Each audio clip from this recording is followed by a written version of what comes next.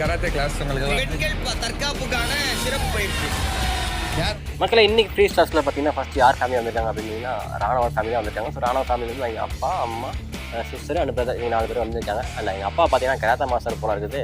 எல்லாரும் லிவிங் ரூமில் எல்லாம் வச்சு உட்கார வச்சு கராத்தேக்கெல்லாம் லேடிஸ்லாம் கிளாஸ் எடுத்துகிட்டு இருந்தார். அதை பார்க்கவே செம்ம ஃபன்னாக இருந்தது. ஸோ அந்த கிளாஸ்லாம் எடுத்து முடிச்சதுக்கப்புறம் ரிலாக்ஸாக உட்காந்து பேசிக்கிறாங்க. அப்போ வந்து ராணுவ கேட்குறாரு, அப்பா என்ன தவிர இந்த வீட்டில் உங்களுக்கு யாரை பிடிக்கும் அப்படின்னு சொல்லிட்டு எங்கள் அப்பா பார்த்துக்கிறாரு. ஸோ எங்கள் அப்பாவும் சொல்கிறேன் எனக்கு வந்து அருணை தான் பிடிக்கும் அப்படின்ட்டு. யார் உங்களுக்கு பிடிக்கும் என்ன தவிர?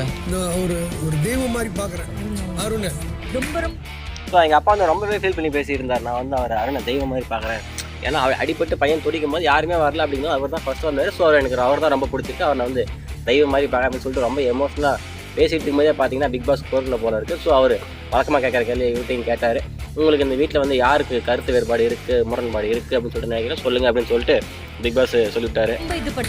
கண்ணில் கண்ணீர் அப்படியே வந்து யாருக்கிட்டையாவது முரண்பாடு இருந்தா இப்போ பகிர்ந்துக்கலாம். ஸோ இதுக்கு வந்து யாரை கொஸ்டின் பண்ணுறாங்க அப்படின்ட்டு பார்த்தீங்கன்னா சௌந்தர்யா தான் கேட்குறாங்க. அந்த எங்கள் சிஸ்டர் தான் கேட்குறாங்க. அது என்ன அப்படின்னு பார்த்தீங்கன்னா அண்ணன் வந்து அடிப்பட்டு அவ்வளோ துடிச்சிட்டு இருந்தான் அப்படிங்கும்போது எல்லா ஒரு இடத்துல தெரிஞ்சதுக்கப்புறம் எல்லாம் ஓகே அப்படின்னு சொல்லி கன்வின்ஸ் ஆகிட்டாங்க. சாயெல்லாம் கேட்டாங்க. பட் நீங்கள் கடைசி வரைக்குமே கூட ஒரு 20-22 தடவை சொல்லியிருப்பீங்க அவன் வந்து நடிக்கிறான் அப்படின்னு சொல்லிட்டு ஏன் அப்படி சொன்னீங்க அப்படின்னு சொல்லிட்டு எங்கள் சிஸ்டர் கேட்டாங்க. உட்காந்து எண்ணிருப்பாங்க பாருங்கள்.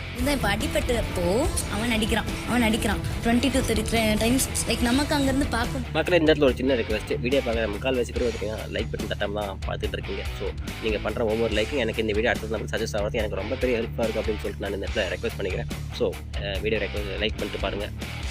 அந்த சௌந்தர்யா நினச்சிட்டு இருந்திருப்பாங்க நம்மளால் எந்த கேஸும் இல்லை, நமக்கு எதுவும் பெரிய பிரச்சனை மாட்ட மாட்டோம் அப்படின்னு சொல்லிட்டு. பட் கரெக்டாக அவங்க தான் பிடிச்சி கேட்டாங்க. நல்லா ஸ்ட்ராங்காகவே கேட்டாங்க. அத்தனை டைம் கேட்கறது உங்களுக்கு என்ன ஆகும், எங்கள் அண்ணன் மேலே உங்களுக்கு அவ்வளோ வன்மோ அப்படின்னு சொல்லிட்டு கேட்டாங்க. பட் சௌந்தர்யாவோட அங்கே பதிலே பேச முடியல. என்ன பேச முடியும், திருத்தன்னு முடிச்சு தான் நிற்க முடியும், வேறு வழியே இல்லை இல்லையா? போது அண்ணா அங்கே பெயினில் அழுதுட்டு இருக்கான், இல்லை அவன் நிற்கிறான்னு சொல்கிறப்போ ஏன் அப்படி கேட்டிங்க, அவன் மேலே அப்படி என்ன வன்மம்?